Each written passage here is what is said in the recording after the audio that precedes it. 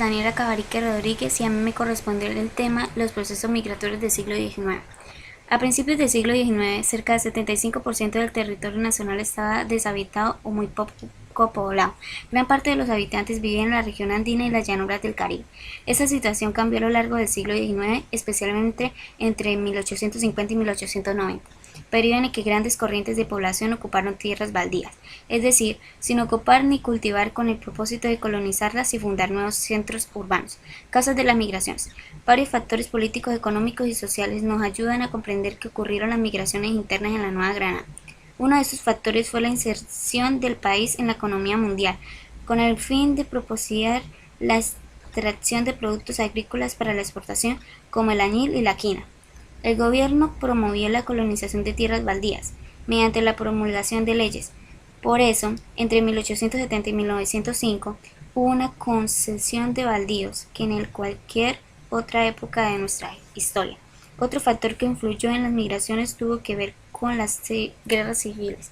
Muchas de las personas que temían ser atacadas por sus enemigos políticos decidieron abandonar sus lugares de origen y abrir monte para colonizar nuevos territorios.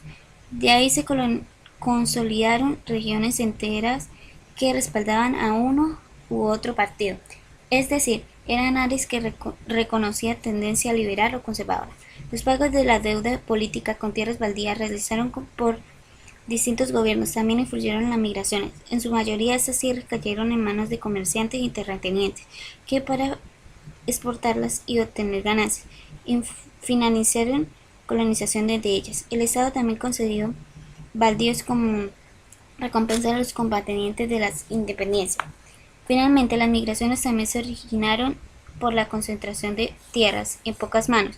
Los campesinos, para conseguir terrenos que les permitieran asegurarles un sustento a sus familias o para tener que pagar deudas contraídas con los terratenientes, recurrieron a la ocupación de baldíos. Los principales flujos migratorios, los procesos de migración más destacados tuvieron lugar en tres grandes áreas: Santander, los llanos orientales y la región antioqueña. La colonización santanderiana.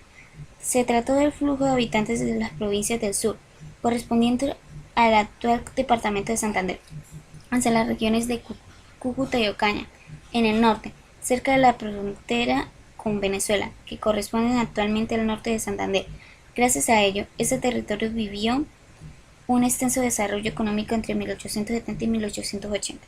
Esta movilización de personas estuvo motivada principalmente por el auge de la producción de café que estaba experimentado del país desde comienzos de la segunda mitad del siglo XIX. Las poblaciones de donde partió la mayor cantidad de campesinos jornales fueron Guaneta, Socorro y Rovira. La colonización de los llanos. Esta colonización comenzó en 1820, cuando el gobierno de la Gran Colombia impulsó la ocupación de tierras poco habitadas del oriente del país y apoyó la llegada de orígenes religiosos. Más adelante, en el periodo radical, el gobierno incenció migración hacia los llamados territorios nacionales, que eran vastas regiones con baja concentración de población localizadas dentro del Estado federales. Dos de esos territorios eran Casanare y San Martín. Se ubica en la Orinoquía. La colonización de los llanos se originó principalmente en la región Cundinamarca y Boyacá. Se dirigió al Piedemonte llanero, una zona intermedia entre la cordillera oriental y las planicies de la Orinoquía.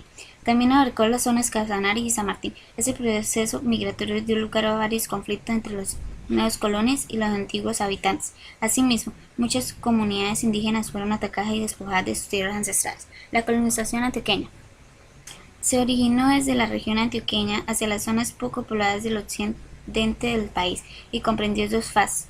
Primera fase, abarcó del 1770 hasta 1874. Se caracterizó por la movilización de pobladores para establecer colonias, fundar pueblos y repartir tierra. En este periodo se fundaron Sonsón en 1797, Abejorral en 1808 y Aguanas en 1814. En esta fase se colonizaron tres tipos de tierra. El primer tipo estaba conformado por los baldíos otorgados en el estado de las Orinoquía. Mediante esta movilidad fueron fundadas en 1865 los pobladores Malvina y Jardín. El segundo tipo de los correspondía a las tierras selváticas, en las que se presentaron enfrentamientos entre propiedades y colonias.